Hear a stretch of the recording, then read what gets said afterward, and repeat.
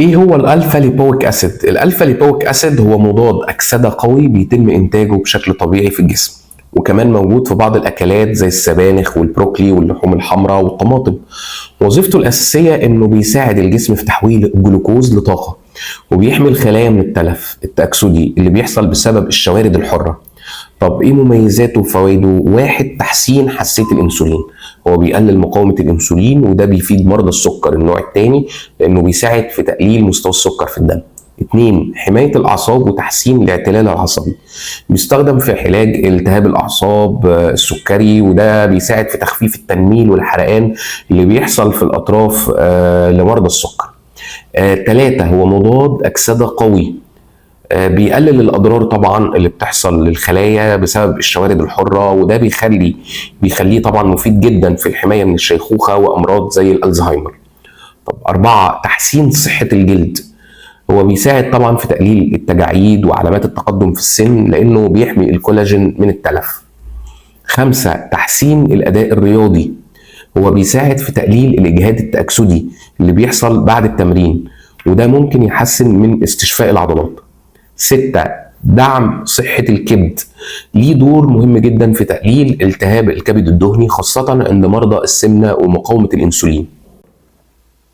طب إيه يا دكتور أضراره وآثاره الجانبية؟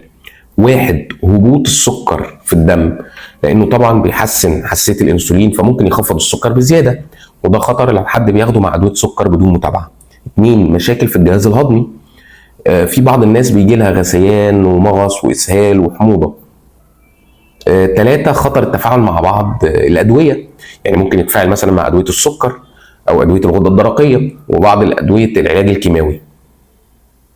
أربعة، نقص في بعض المعادن زي مثلا الحديد، هو بيقلل امتصاص الحديد، فلو عندك أنيميا لازم تستشير دكتور الأول قبل ما تاخده. طب إيه هي بقى يا دكتور الجرعة الموصى بيها؟ للأعصاب السكرية 600 مللي جرام يوميا هيبقى كويس. عشان ادعم الصحه العامه ومضادات الاكسده فاخده من 200 ل 400 مللي جرام يوميا.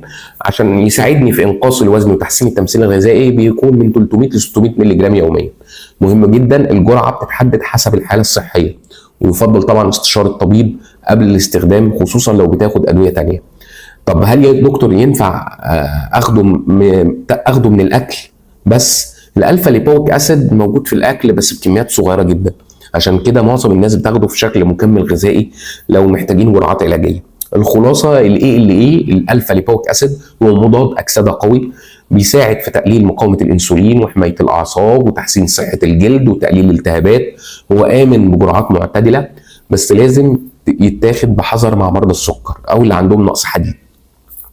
جرعته بتعتمد على الهدف من استخدامه، وافضل طريقه لاستخدامه هي بعد استشاره الطبيب طبعا لو عندك اي مشاكل صحيه. لو عجبك المحتوى اعمل لي لايك وشير واشترك على قناتي في اليوتيوب واعمل لي فولو على التيك توك عشان يوصلك كل جديد، ويومكم جميل.